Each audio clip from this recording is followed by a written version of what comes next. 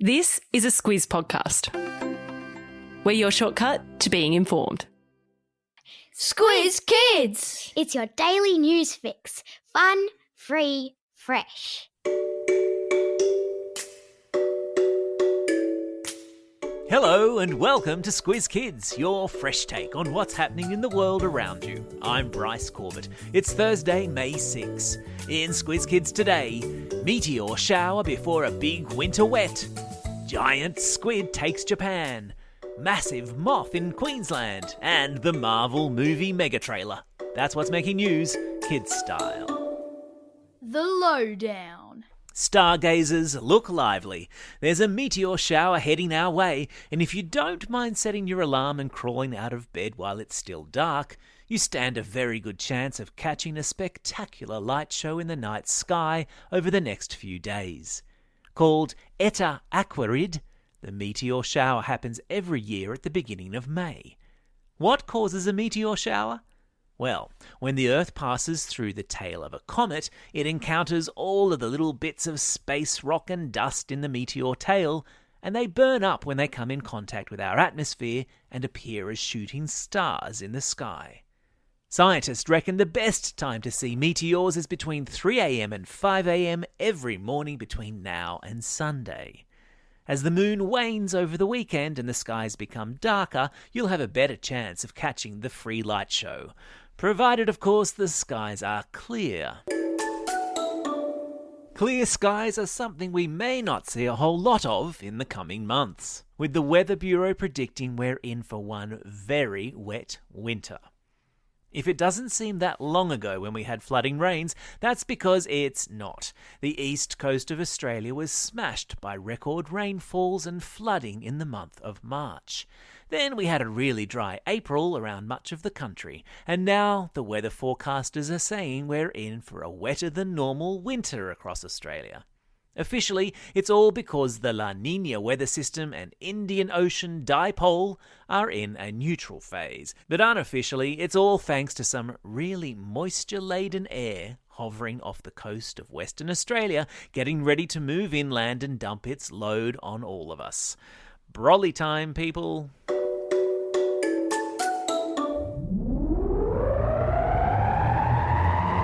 Spin the globe. Each day we give the world globe a spin and find a news story from wherever it stops. And today, that pesky globe has either spun one full rotation or quite simply refuses to move because we've landed back in Japan. Which is perfectly fine with me because they corner the market when it comes to wacky. Yesterday, we brought you news of the vending machine in Japan serving up deep-fried insects. Ew. And today, we bring you the story of a small fishing village in Japan which has used emergency money given to it by the government as COVID relief to build a massive pink statue of a squid. Coming as we do from a country that has the big banana, the big pineapple, the big lobster and the big prawn, we're really in no place to comment. But the construction of the giant squid statue has raised eyebrows in Japan, with questions about whether it was the best way to spend emergency COVID cash. But town authorities say their town is famous for its squid, and this tourist attraction will eventually help the town to recover. Because who doesn't want their photo taken next to a giant squid? And yes, of course, there's a link to a photo of it in today's episode notes. Animal Kingdom. It wasn't a giant squid the kids and teachers at Mount Cotton State School in Brisbane had to deal with yesterday, but rather a giant moth. And not a statue of one, but a real-life one. And when I say giant, I mean enormous. If you have a ruler in front of you, hold it up. Now, measure across to 25 centimetres, and that's how wide the wood moth was that was discovered at Mount Cotton State School yesterday. Found mostly in Queensland, the female moth of the species can weigh up to 30 grams. And located as the school is on the edge of bushland, Mount Cotton State School gets heaps of wildlife passing through its playground, including wallabies, bush turkeys, and the occasional koala. But it's the first time they've had a megamoth pay a visit. And to mark the occasion, all the kids in the Year 4-5 class were made to do a creative writing exercise featuring the megamoth. And predictably enough, one story had the giant megamoth eating the teacher. Love it. And of course, there's a link to photos of the moth in today's episode notes.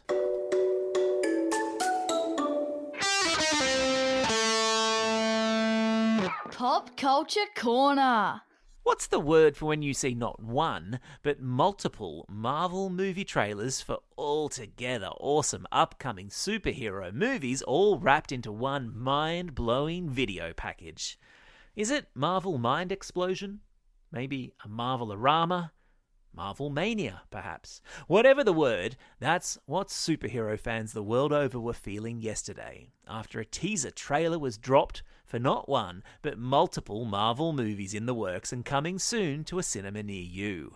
A new Spider-Man, a Doctor Strange 2, a Thor 4, a Black Panther 2, an Ant-Man 3, and, my personal favourite, a Guardians of the Galaxy 3. Yep, stock up on popcorn. We're in for a wild cinematic ride. And yes, of course, I've stuck a link to the mega trailer in today's episode notes. You're very welcome.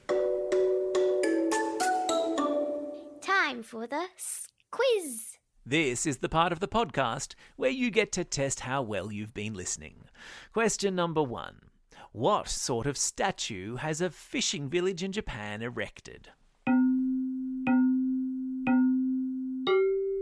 That's right, it's a giant pink squid. Question number 2. What enormous insect was discovered at a school outside of Brisbane yesterday? Yay, it was a giant wood moth. Question number 3. A meteor shower happens when the Earth passes through the tail of what? You got it, it's a comet.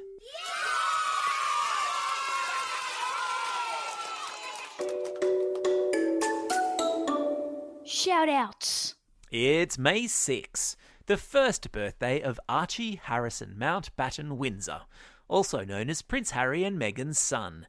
And to mark the occasion, Archie's mum Meghan has written a children's book celebrating the love between dads and their kids. Can I get an awe? It's also a special day for these Squiz Kids celebrating a birthday today. Hamish from Invermay, Noam from Lane Cove, Ailey from Nedlands, Hank from the Gold Coast, Baxter from Brisbane, Ashley from Flagstaff Hill, Mally from Glengowrie, Cohen from Nowra, Hunter from Wallaroo, Samantha from Eden Hill, Margot from Welland, Dylan from Gordon, Bethany from Kirrawee, and Minul from Geelong. And a belated birthday shout-out today to Freya from Williamstown. And today's classroom shout-outs go to Class 4B at St John the Apostle Primary School in Canberra, Year 6O at St Brendan's Catholic Primary School in Mackay, all the students and teachers at Viewbank Primary School, Class 3-4K at Broken Hill North Public School, and Miss Wade's Year 5-6 Legends at Trinity Catholic School in Murrumburra. Don't forget, if you've got a birthday coming up and you want a shout-out, or if you're after a classroom shout-out, drop us a line at squizkids@thesquiz.com.au. Well, that's all we have time for today. Thanks for listening to Squiz Kids. We'll be back again tomorrow. In the meantime, get out there and have a most excellent day. Over and out. Squiz Kids is proudly supported by the Judith Neilson Institute for Journalism and Ideas.